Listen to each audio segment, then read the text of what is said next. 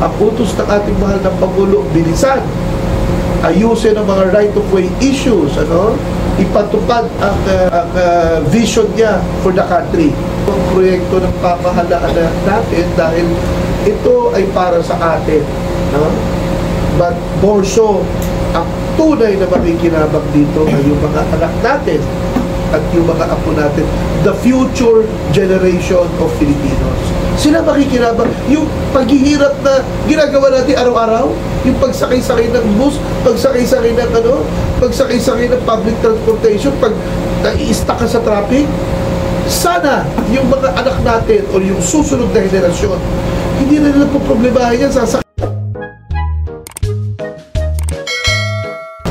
We're very excited and we're very happy to announce that the Northern Line, phase 1 yan, phase 1 of the NSCR project from Clark to Valenzuela, okay, is more than 60% finished. Yung mga istasyon are close to 90% finished. In other words, in 2 years from now, pwede tayo magpatakbo ng mga tren sa mga kababayan natin, ng mga Kapampangan, mga Tiga-Bulacan, makakarating na ng Metro Manila. At pagdating naman sa Metro Manila, after Tigil Pasada, which happened back in March, where we have started doing track relocation and fencing activities.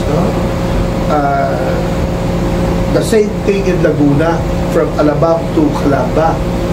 Nag-fencing na rin tayo and track relocation activities.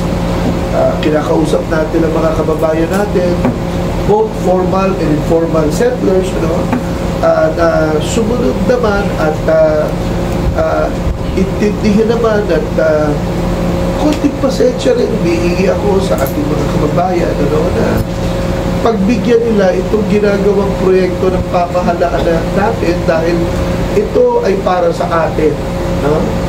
But more so, ang tunay na makikinabang dito ay yung mga anak natin at yung mga apo natin, the future generation of Filipinos.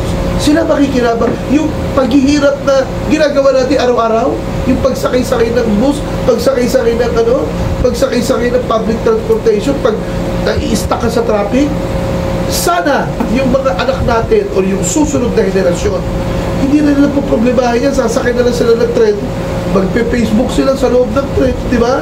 Tapos magkukwentuhan sila, maya-maya andun na sila sa pupuntahan nila, And we also hope that it will be utilized not just by the general public but everybody, yung mga professionals, mga doktor, mga teachers, mga lawyers, even government people, mga public servants, mga mayor, mga governor, mga pati tayo, lahat. Sa ibang bansa, Prime Minister sumasakay ng tren, papasok sa trabaho, I'm sure ang ating mahal na Pangulo would inaugurate yung Northern Line pagdatapos yan at makakasakay ang ating mahal na Pangulo. Ang utos ng ating mahal na Pangulo, bilisan, ayusin ang mga right-of-way issues, ipatupad ang vision niya for the country. At ang ating mahal na kalihim, Secretary Jimmy Bautista, ginagawa po niya non-stop, ang utos ng ating mahal na Pangulo na ituloy at matapos ang proyekto na yan. Ako naman, I'm a workhorse, sumusunod lamang tayo sa utos ng ating mga namumuno at ang pangako ko abang si Makatagal po ang chairman ng PNR, matatapos ang proyekto na yan at gagawin ko lahat na matapos po yan sa ilalim ng pamumuno ng ating mahal na Pangulo. Sir, Chairman, good morning. Tanong ko lang din po yung bilang ng commuters natin, sir, or capacity po, how much po ang capacity nitong bagong papasok natin na modernized na train? Okay. Ang daily ridership pag natapos na po yan is something to the tune of 800,000 passengers, no? Sa buong Metro Manila. Ang laki po yan, no? Kung kinakailangan na magpagawa pa tayo ng mga additional order pa tayo ng mga additional trains o order tayo ng mga additional trains, ano? Ganyan ang ginawa sa LRT, eh. They ordered or they procured additional trains, ano? Ganyan din ang gagawin sa MRT, ganyan din ang gagawin sa subway, ganyan din ang gagawin natin sa PNR. Kung kinakailangan order ng additional trains o order po tayo ng additional trains. But initially, 800,000 passengers daily ang ano po natin, ang estimated passenger ma-accommodate, no? Ridership natin. Yes, sir. Follow up, sir, yung sa warehouse, sir, sa Pampanga, right po ba? Opo, Pampanga. opo. Can you share, sir, kung ano po ang purpose nun?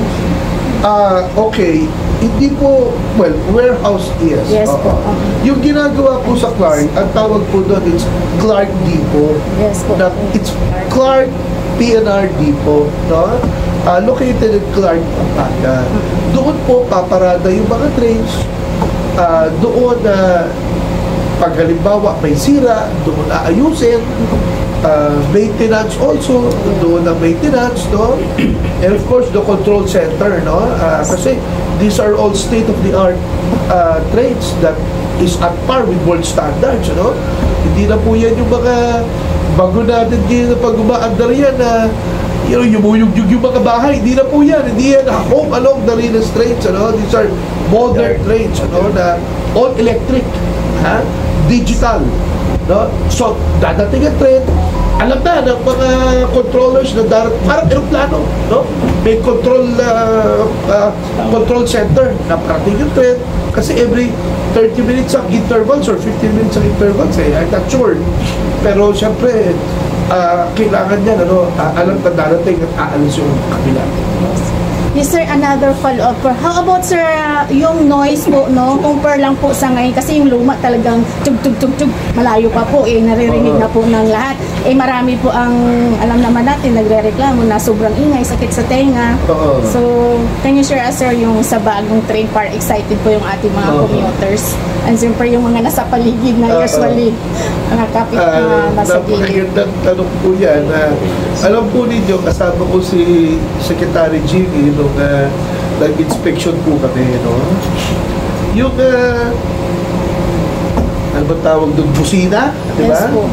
Yung busina po ng train, yung pot-pot ng train, ano? Malakas po yan, eh, no? Kasi syempre, baka mamaya may lasing dyan, dumadaan, eh ba, kailangan mo gisingin, pot-pot, malakas po yan, ano? But the train itself, when it's running, by the way, it's 130 kilometers per hour. Yun ang pinakamabagal. Ang pinakamabilis, 160 kilometers per hour, no? At dire-diretso po yan. Yung mga 160, ano yan, express yan, eh. Hindi hinto yan sa mga istasyon, dire-diretso yan. All the way to the other side, ano, or the endpoint, ano. So, yan po, because it's electric train, no? Hindi naman yan mga diesel locomotive train, eh, hindi mo mararamdaman, hindi mo maririnig ang ano yan, ang kanta. But, malalakas yung mga pot-pot yan. Don't worry. Gigisingin yung mga tao pagdadaan, ano? At saka, hindi na ho sila makakatawid, eh. Dahil elevated, eh. No? Wala ka naman, akit din. Pag inaakyat pa lang nila, huhulihin na ho sila ng mga guard namin at saka mga police dahil bawal umakyat sa Riles ngayon, nasa taas ng Riles, no? Lalo na yung mga naka-red horse na nagiinuman doon sa tabi ng gilid ng mga Riles. Hindi na ho pwede dahil nasa taas na, malalaglag sila pag sila nasing na tatayo doon o magiinuman doon, no? May tawag yata dyan, sulog baga, di ba? Yung mga sulog baga sa tabi ng Riles, mawawala na ho yan. At yung taas po kasi, ang plano dyan na commuter, no? There's a proposal na sa baba, freight naman. Yung nagdadala ng mga goods, products and goods, no? From other provinces. From different provinces. Very good. And it can be agricultural, no? It can be yung mga nagagaling sa mga port facilities like Subi, no? Manila Port, Batangas Port. That's why merong proposal ngayon to link Subic to Clark, Clark to Manila Port, Manila Port to Batangas Port, no? Ang tawag ko dyan, Subic, Clark, Manila, Batangas Railway Corridor, no? Ano ho yan? It's part of the plans of the government, no? Malamang isusunod na gagawin po yan ng freight lines na gagawin. Thank you, sir. Next.